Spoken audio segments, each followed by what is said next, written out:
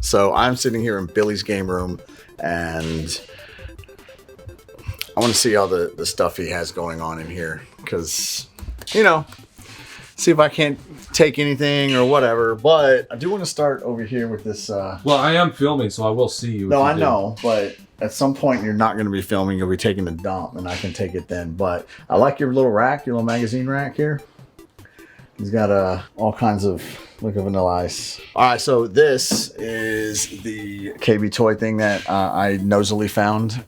He does still have that. Chris has it. He's got his kind of Super Nintendo shrine here. I know that's your favorite console. You got Super Nintendo games going on in here. See if there's anything in here that stands out that I'm like, I mean, you know, King Griffey Jr. Baseballs are good. Obviously, Turtles in Time, Castlevania 4.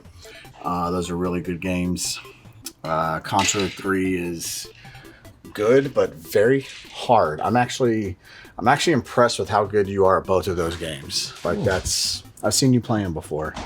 Okay, you got some things going on. Donkey Kong Country, that's one of my top games on the console. And then down here we got some 64 stuff and Game Boy stuff. I like this little rack you got going on back here. It's pretty dope. What is this rack originally, do you know?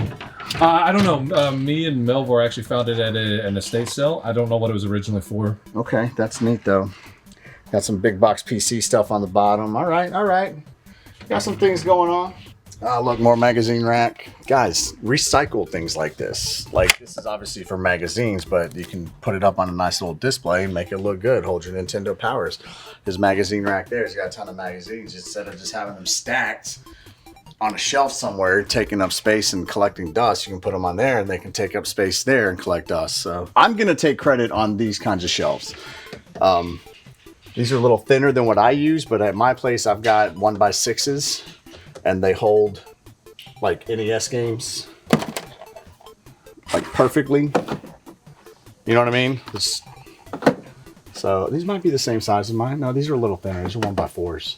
And you stained them just like I did too. I use black stain, and then you can buy the black ones, or if your walls are white, you can actually just paint the under black and then leave that white so it kind of blends.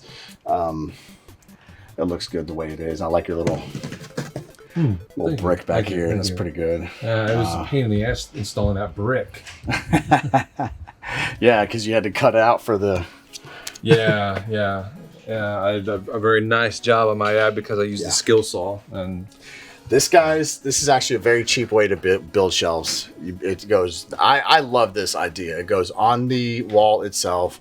You don't have to haul like a big shelf up here, put one together like something, a bookcase or something, which, you know, bookcases are like this, and then you put your games on there and you've got this much space, or you got to push it up and hope some asshole doesn't come in playing with all your stuff and push your games back. This is right. This is the way. I'm gonna say you've chosen the games that you chose based on a couple things. One, your like of that item, like Home Alone. I know you love Home Alone. I know you love Castlevania. I could say, and tell me if I'm wrong here, probably some of these are based on the actual artwork, like Air Fortress. It's got pretty dope artwork, right? That's a very good reason. And that probably would be like a tiebreaker, but a lot of these I have nostalgia for, like we rented them. Okay. We rented them or owned them. So that's why. Well, see, I mean, you've got... And this is not a good game, but we rented it and I have memories of it. But see, that's the thing. I know you like Home Alone. Yeah. So that's kind of like a tiebreaker. Yeah. You got... are these all your NES games other than what's boxed? These are all your loose stuff? That's all my loose stuff. You'll see gaps because of... sold some stuff, so... Okay. Bunch of Nintendo powers. You don't have a complete set yet. How many are you missing on the... I stopped counting after like the 70s because I wasn't really into it, and I don't really care about them. But 1 to 70, 80, how many are you missing in there? I don't think I'm missing maybe like a couple of the very first ones. I don't remember. I'll have to look. I'm not exactly sure. I think I have like issue 1 and then the last one. I never really... I like Nintendo Power growing up, obviously, because who didn't? That's how you got all your tips and whatnot, but I was never... There's never a thing for me where I just had to get all of them, so you got this bad boy. This was from Launchbox. They actually came to Retropalooza one year and let Billy take this home. I think it was their demo unit, and to be honest, that one kind of pissed me off a little bit. I was a little jealous on that one. Okay, then over here, See, he went with a little thinner. What are these 1x2s? 1x2s. 1x2s. Yeah. I'm actually thinking about pulling them down from about here down and putting up my Star Wars one-up arcade. Okay. So you did finally buy the Star Wars one-up. Chris found one on very good. Craigslist. Very good. For like cheaper, way cheaper than it usually goes. So I was like, screw it. If you guys are looking for ideas, again, you know, you got the bigger shelving here. You know what? I think these are the same size as mine. I don't know why I thought I had bigger, but I think mine are the same size. These are 1x2s, little simple L brackets. These brackets are extremely sturdy, extremely durable. Like they're going to hold. Obviously, they're holding these tapes, these cassette tapes, which they get heavy. No, they do get heavy. I'm just looking. Like you got Karate Kid, Gremlins, of course. Superman, I know you love all those movies, so you're gonna. It's one of your favorite movies of all time, ain't it? Yeah. What do you think about that one? I think that movie is horrible, and outside of gratuitous nudity, there's no reason for this movie to ever exist. I gotta be honest. That's a great one, Maximum Overdrive. Yeah. That's good. I know you like cheesy sci-fi. Godzilla's your jam. I like you got your random TV down here for no reason. Okay, so I do want to talk about some of this stuff you got up here because I actually have a pretty big stack of these. These are video discs, and what you would do is you would load these in the player just like this, and then from there it would open up and do whatever it does and play the disc inside. These are like laser disc size discs in here, but you actually loaded the entire thing into the video disc player. A lot of people don't know about these or know much about them, but yeah, these are. Do you have a player? No. Players are very, very hard to find. I've only ever seen one at a flea market, and he probably had a stack of 20, 30 and was trying to sell the whole thing for like 600. Didn't want to break it up, and that just wasn't going to happen for me. But I just wanted, and these are regular laser disc. So if you can see the Turtles one up there, the disc it's record size. I have quite a bit of laser discs. I have quite a bit of these video discs. It's something that I like to collect, but I definitely wanted to point those out. The reason I like them is because they're like mini movie posters. That's why essentially I'm never going to play any of these, and I don't even have a player, but I just like it because it's display. Like I like that crap. I know you have more VHS than this. Where are they? I've actually had to condense them down into boxes and put them in the attic. Gotcha. I got way too much. I understand. And I'm trying to keep that room so it's film friendly. I understand. And I had just stacks of them. This is neat. Even if I don't like the content, this is a old video rental display. So basically, this would be an advertising piece saying, "Hey, we've got the Star Trek on video cassette because that's how you want to watch it, and we've got it. So rent it from us, buy it from us, whatever the case may be." This is really neat. Like I said, despite the content, 'cause you guys know I'm not into Star Trek, but I think that's a really dope piece. I like that. All right, so moving right along here, next portion of the game room, next wall of the game room, I guess, if you will. This is cool. These things, you got a few of these scattered around. We actually got those from guys who run SoCal Retro Gaming Expo. Is something they usually do is set up their own booth and sell these prints. This might look familiar to some of you guys. Wasn't this the? But this is the mask we pranked Pat with, right? Oh yeah. Yeah. So it wasn't a good prank, but it was still a prank. Well, he got scared. That's all that matters. He Maybe did not get as scared. scared as we wanted it to. He did get scared. Console setup. Is this my TV? It is. Does it still work? No, this is your TV that you can take it anymore because it is yours. Yeah. Does it still work? Yeah, I use it. I brought it over here because I had bought a bigger television. So This was like 8 years been ago. a minute. Yeah, it's 7, 8 been. years? I would say maybe closer to 6, but still, it's been a while. Got console set up. That's powered on, so I'm assuming it works. It does. I know these things work, right? You actually play them. They all work, but the Dreamcast makes all kinds of weird noises, so I don't know if it's actually stopped working. Okay.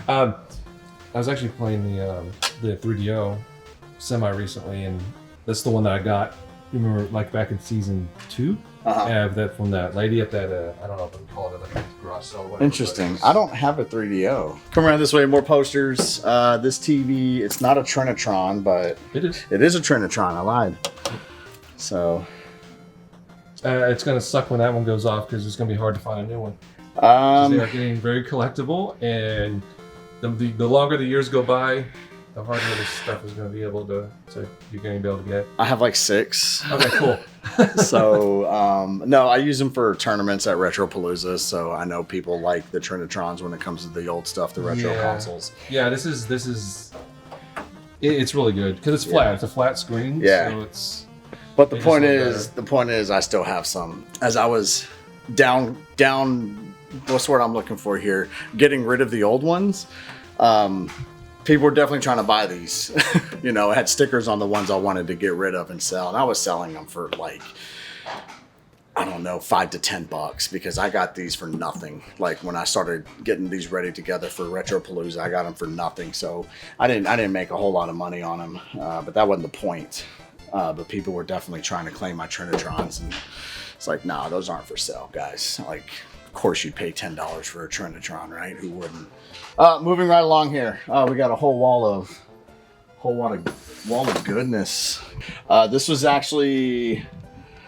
given to me by Greg. I had it sitting in a box, so I had Billy bring it home, so I knew he'd display it. So there might be a slight argument as to who actually owns it now, but it's been here so long, he could definitely make the case that it's his. So, but we're not going to get into that on camera, right? People used to ask who had a bigger collection, me or you. And I think prior to me getting rid of, I sold a bunch of stuff to help fund the movie and whatnot. And prior to that, it would have been extremely close. Like I could have said, well, I have more NES, but he has more Super Nintendo. I have more 64, but he has more Game Boy. I have more PS2, but he has more PS1. So now you definitely have a bigger collection than I do. And I know you're going for a complete in television? I thought it'd be cool to do it, but there are a couple that are just really like all systems. There's always that couple that's too expensive, and I'm not going to pay that much for it. Yeah, but you still got to keep an eye out and get everything else that's not expensive. So right, you're like me. If you have a sealed one, you want one that's open in case you ever do want to play it. I would think most people do that. You know, Atari stuff going on here. Is this 5200 stuff? 5200, yeah. Yeah, the blue ones, yeah. Atari. Skydiver, that's one of my favorites. Atari always had some of the best, not Pac-Man, but... Pac-Man sucks, both the artwork and the game. Yeah, always had some of the best artwork, which is funny because that's kind of how you bought games back in the day, was based on the artwork, and then you get it home and it's like, man, this is nothing like I thought it was going to be.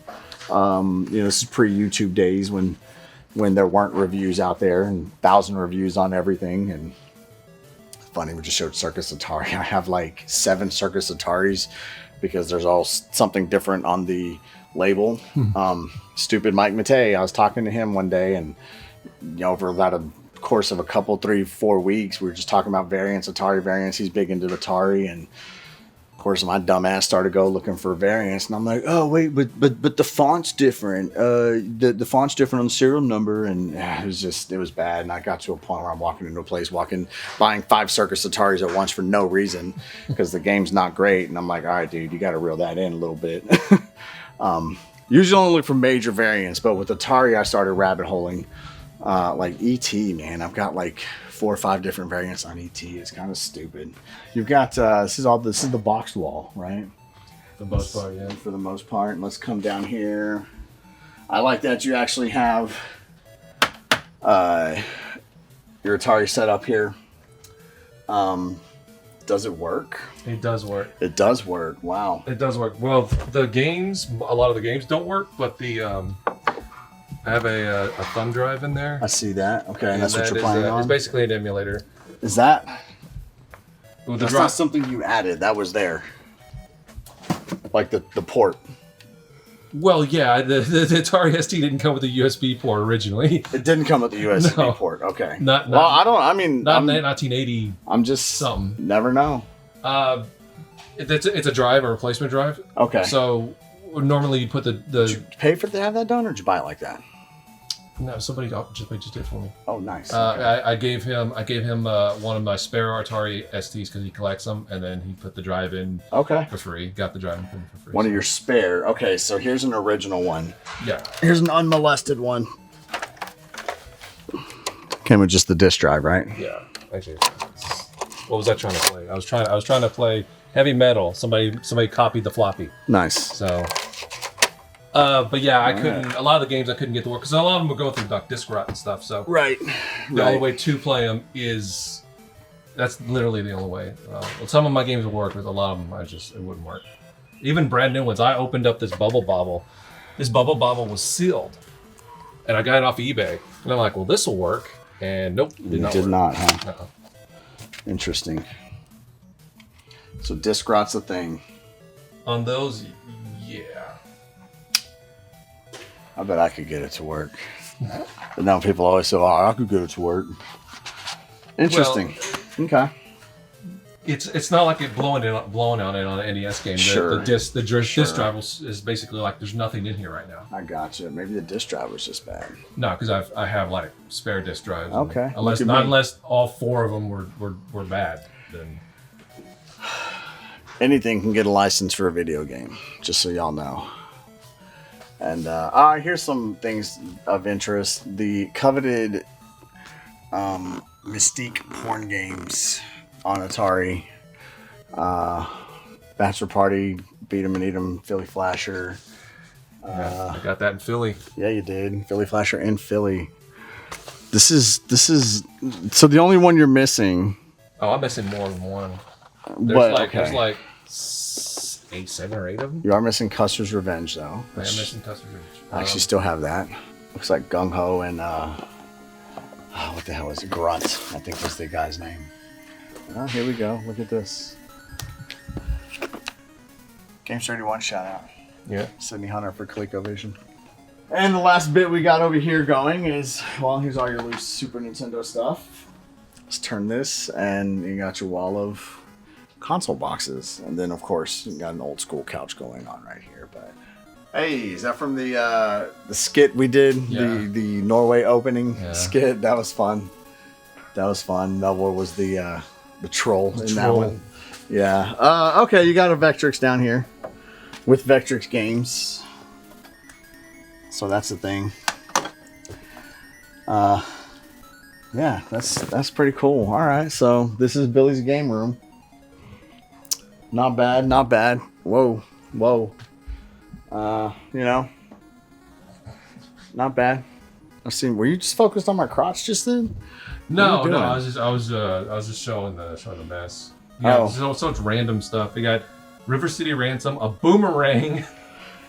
Well, because why not? Video stuff for video, a laptop. I'm in the process of So fun fact, stuff. you throw a boomerang like this, not how you would think you would, to where it cut through the air. You throw it like this. There's a certain way you got to throw it too. That way, if you throw it right, it will actually come back to you.